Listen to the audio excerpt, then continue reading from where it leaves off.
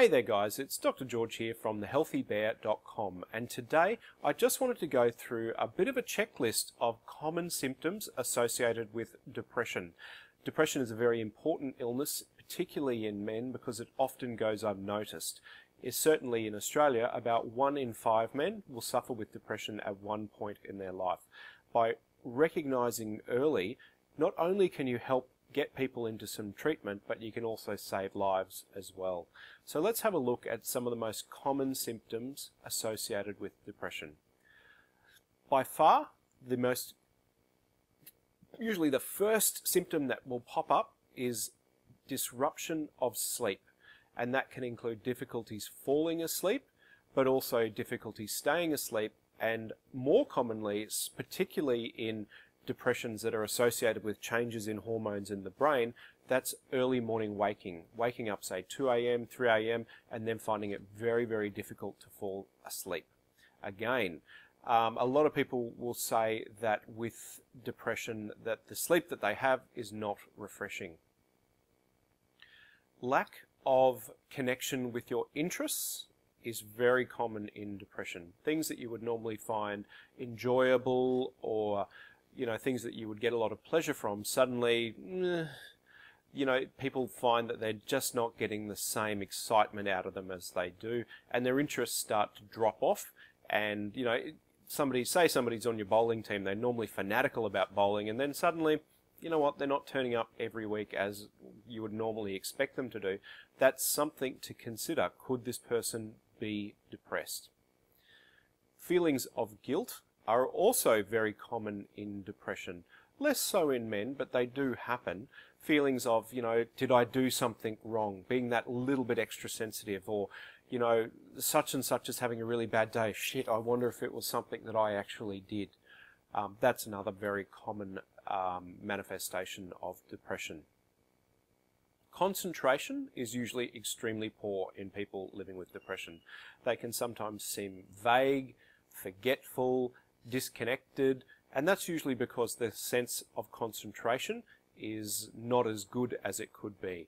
As depression starts to lift, as treatments become effective, one of the things that does improve is levels of concentration. The next most common symptoms, particularly in men, are ones based around anxiety. And that can be being worried about things, being anxious, but in men it's more likely to show up as anger and aggression. It's something particular about depressed men, but they're usually grumpier, they're more irritable, they're more angry. So if you're encountering people that are angry and irritable and they're not normally like that, it could be a sign that they're actually living with depression. By far, the other thing is energy levels are very, very low in people with depression. And that can lead to the point where it's almost like, if you talk to somebody who's depressed, they'll say, it's almost like I'm running through cement, or I'm running through sand. And that's called psychomotor retardation. Big words for basically having no energy, and even when you go to have the energy to do stuff, it's just a big effort. Some people say to me that, they can't walk their dogs because they can't even get out of bed. They can't even get out of bed and have a shower and brush their teeth. Their energy levels are so poor. So again, this is another one of the symptoms that can be associated. Probably the most dangerous and most important symptom that does need to be addressed is suicidality. Feelings that life is not worth living, to the point where they're willing to commit harm to themselves or harm to others as well. So if somebody tells you that they feel that life is not worth living and that they have made a plan to harm themselves in any way, this is an emergency and you need to get them help straight away. It's a very scary situation for people that haven't dealt with it before, but if you have somebody that's come to you seeking help, telling you, I don't feel safe, I feel like I'm going to hurt myself in some way, this is very, very important. Do not leave them alone, okay? Do not leave them alone. Stay with them and support them and say, look, I believe you and I want to help you. I want to get some help. And the next thing is to get them help, whether that be a visit to your local GP or to the local hospital where they can get a proper evaluation of their particular mental state at that time. Simple actions like these save lives. We know that over 80% of people who commit suicide have reached out for help at some point, and it's either been not seen or it's been belittled or ignored, and they say, oh, don't worry, just cheer up. Oh no, we all feel like that from time to time. Guys, suicide is very, very common, and it's important that we support people.